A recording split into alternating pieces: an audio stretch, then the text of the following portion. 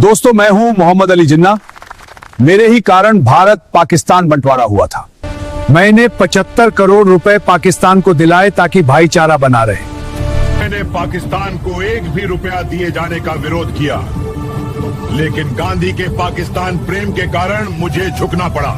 यह कहानी 1947 की उस तपती दोपहर से शुरू नहीं होती जब सीमा रेखा खींची गई थी, बल्कि इसकी जड़ें सदियों पीछे और हजारों मील दूर लंदन की उन गलियों में छिपी हैं, जहां एक नौजवान भारतीय अपनी पहचान तलाश रहा था। 25 दिसंबर 1876 को कराची के खारादर इलाके में एक बच्चे ने जन्म लिया। पिता जिन्ना भाई पूंजा एक संपन्न व्यापारी थे। उनका परिवार खोजा जाति से था, जिन्होंने सदियों पहले हिंदू धर्म से इस्लाम अपनाया था। उस बच्चे का नाम रखा गया मोहम्मद अली जिन्ना। जिन्ना बचपन से ही मेधावी थे और 1892 में वे वकालत की पढ़ाई करने लंदन चले गए। लंदन की आबोहवा ने जिन्ना को पूरी तरह बदल दिया। वे एक ऐसे अंग्रेज भद्र पुरुष बनकर लौटे जो नमाज से ज्यादा कानून की किताबों और सूट बूट की शान में यकीन रखते थे। लेकिन जब 1896 में वे भारत लौटे तो उनके पिता का कारोबार डूब चुका था। जिन्ना के पास न दौलत थी न पहचान, बस था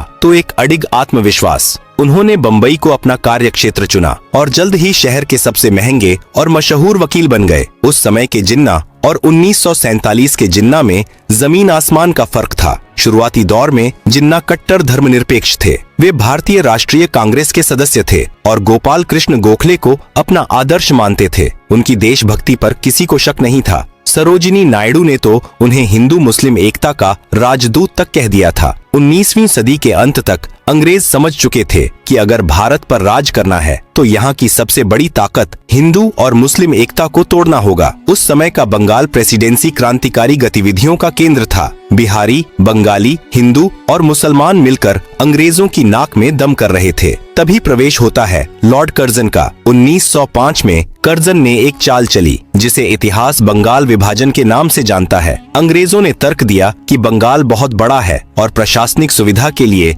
इसे 2 भागों में बांटना जरूरी है, लेकिन असलियत कुछ और थी। उन्होंने बंगाल को इस तरह बांटा कि एक हिस्सा मुस्लिम बहुल और दूसरा हिंदू बहुल। अंग्रेजों ने मुस्लिमों को यह सपना दिखाना शुरू किया कि इस नए प्रांत में उनकी अपनी सत्ता होगी। यह भारत की अखंडता पर पहला कुल्हाड़ी का प्रहार था। बंगाल विभाजन ने नफरत की वह चिंगारी लगा दी थी जिसे हवा देने के लिए अंग्रेजों ने 1906 में ढाका के नवाबों और मुस्लिम कुलीनों को उकसाया। 30 दिसंबर 1906 को ढाका में एक सभा हुई जहां अखिल भारतीय मुस्लिम लीग का जन्म हुआ। इसका मुख्य उद्देश्य मुस्लिमों के राजनीतिक अधिकारों की रक्षा करना बताया गया, लेकिन पर्दे के पीछे ब्रिटिश हुकूमत इस नई पार्टी को कांग्रेस के खिलाफ एक सुरक्षा कवच की तरह इस्तेमाल करना चाहती थी। दिलचस्प बात यह है कि उस समय जिन्ना मुस्लिम लीग के सख्त खिलाफ थे। उन्होंने लीग की सांप्रदायिक राजनीति की आलोचना की और कांग्रेस के मंच से एक राष्ट्र की बात की। इतिहास सिर्फ तारीखों का खेल नहीं है, यह इंसानी अहंकार की भी कहानी है। जिन्ना वकालत की दुनिया में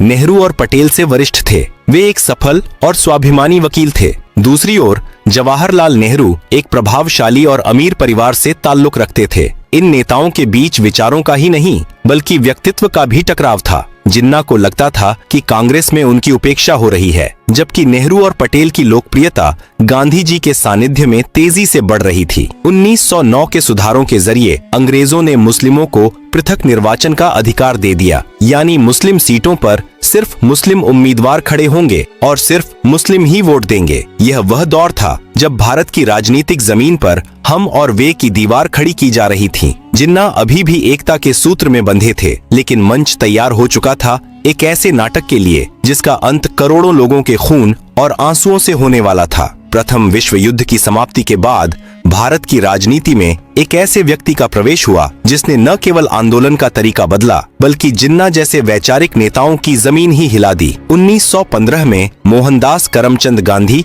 दक्षिण अफ्रीका से भारत लौटे। जिन्ना और गांधी दोनों ही वकील थे, दोनों ही गुजराती पृष्ठभूमि से थे, लेकिन उनके काम करने का तरीका बिल्कुल अलग था। जिन्ना बैठक कक्ष की राजनीति, कानूनी दलीलों और संवैधानिक चर्चाओं के कायल थे, वहीं गांधी जी ने राजनीति को बैठक कक्ष से निकालकर धूल भरी सड़कों पर ला खड़ा किया। 1916 में जिन्ना ने अपनी राजनीतिक सूझबूझ से लखनऊ समझौता करवाया। यह वह समय था जब कांग्रेस और मुस्लिम लीग एक ही मेज पर बैठे थे। जिन्ना को लगने लगा था कि वे हिंदू मुस्लिम एकता के सबसे बड़े पुल बन चुके हैं। लेकिन 1920 का दौर आते आते स्थितियां बदल गईं। गांधी जी ने असहयोग आंदोलन और खिलाफत आंदोलन को मिलाकर एक जन सैलाब खड़ा कर दिया। जिन्ना इस धार्मिक भीड़ वाली राजनीति से बेहद डरे हुए थे। उन्हें लगता था कि सड़कों पर उतरी भीड़ लोकतंत्र के लिए नहीं बल्कि अराजकता के लिए है। इसी वैचारिक मतभेद के कारण 1920 में जिन्ना ने कांग्रेस से इस्तीफा दे दिया। यह भारतीय इतिहास का वह मोड़ था जहां से रास्ते हमेशा के लिए अलग हो गए। कांग्रेस छोड़ने के बाद जिन्ना राजनीति में हाशिए पर चले गए। उन्हें लगा कि गांधी की आंधी में उनकी दलीलें खो गई हैं। हताश होकर वे लंदन चले गए और वहीं अपनी वकालत करने लगे। लेकिन भारत में मुस्लिम लीग का भविष्य धुंधला रहा था। 1930 के दशक में अल्लामा इकबाल और लियाकत अली खान जैसे नेताओं ने जिन्ना को वापस आने के लिए मनाया। जिन्ना को समझ आ गया था कि भारत की भावी राजनीति में अगर अपना वजूद बचाना है तो उन्हें मुस्लिमों का एकमात्र प्रवक्ता बनना ही होगा। वे भारत लौटे, लेकिन इस बार उनके हाथ में सुलह की चिट्ठी नहीं बल्कि पृथक पहचान का झंडा था। 1935 के भारत सरकार अधिनियम के बाद 1937 में प्रांतीय चुनाव हुए। ये चुनाव भारत के इतिहास में निर्णायक मोड़ साबित हुए। कांग्रेस ने जबरदस्त जीत हासिल की, जबकि मुस्लिम लीग को मुस्लिम सीटों पर भी करारी हार का सामना करना पड़ा। जिन्ना को उम्मीद थी कि संयुक्त प्रांत में कांग्रेस उनके साथ मिलकर सरकार बनाएगी, लेकिन जीत के नशे में चूर कांग्रेस ने लीग के साथ सत्ता साझा करने से इनकार कर दिया। कांग्रेस का तर्क था कि वे खुद ही मुस्लिमों का प्रतिनिधित्व करते हैं, इसलिए उन्हें लीग की जरूरत नहीं है। इस एक इनकार ने जिन्ना के मन में यह डर बैठा दिया कि आजाद भारत का मतलब हिंदू राज होगा, जहां मुस्लिमों की कोई सुनवाई नहीं होगी। 1937 की हार और कांग्रेस के व्यवहार ने जिन्ना को पूरी तरह बदल दिया। जो जिन्ना कभी शेरवानी पहनने से कतराते थे, अब वे कायदे आजम के रूप में उभरने लगे। उन्होंने एक खतरनाक विचारधारा तैयार करना शुरू किया। हिंदू और मुस्लिम केवल दो धर्म नहीं बल्कि दो अलग अलग सभ्यताएं हैं जो कभी एक साथ नहीं रह सकती। मार्च 1940 में मुस्लिम लीग के लाहौर अधिवेशन में पाकिस्तान प्रस्ताव पारित किया गया। जिन्ना ने अब स्पष्ट रूप से एक अलग देश की मांग रख दी थी। इसी दौरान सावरकर की हिंदू राष्ट्र की अवधारणा और अन्य संगठनों का उदय भी हो रहा था, जिसने जिन्ना के दावों को और खाद पानी दिया। अब लड़ाई केवल अंग्रेजों से आजादी की नहीं थी बल्कि इस बात की थी कि उस आजादी का मालिकाना हक किसके पास होगा। सत्ता की यह भूख और सुरक्षा का यह डर अब एक ऐसी आग में तब्दील होने वाला था जिसकी लपटों में पूरा उपमहाद्वीप झुलसने वाला था। द्वितीय विश्व युद्ध के बाद ब्रिटेन की कमर टूट चुकी थी। लंदन में सत्ता बदली और लेबर पार्टी के क्लेमेंट एटली प्रधानमंत्री बने। वे जल्द से जल्द भारत को आजाद कर यहाँ के सिर दर्द से छुटकारा पाना चाहते थे, लेकिन भारत के भीतर नेहरू और जिन्ना के बीच की खाई अब इतनी गहरी हो चुकी थी कि उसे पाटना नामुमकिन लग रहा था। ब्रिटिश सरकार ने 1946 में 3 मंत्रियों को भारत भेजा, जिसे मंत्रिमंडल मिशन कहा गया। इनका उद्देश्य था बिना विभाजन के आजादी का रास्ता निकालना। मिशन ने एक अनूठा समूह प्रणाली सुझाया। भारत को 3 हिस्सों में बांटा जाना था। 2 समूहों में मुस्लिम बहुल इलाके थे, जबकि एक में हिंदू बहुल। जिन्ना ने इस योजना को मान लिया क्योंकि उन्हें इसमें एक छोटा पाकिस्तान दिखाई दे रहा था। नेहरू भी शुरू में राजी हुए, लेकिन एक प्रेस वार्ता में उन्होंने कह दिया कि भविष्य में इन समूहों की बनावट बदली जा सकती है। जिन्ना को लगा कि नेहरू उन्हें धोखा दे रहे हैं और आजाद भारत में कांग्रेस अपनी बहुमत के जोर पर समूह प्रणाली खत्म कर देगी। जिन्ना ने तुरंत अपना समर्थन वापस ले लिया। अब जिन्ना के पास केवल एक ही रास्ता बचा था,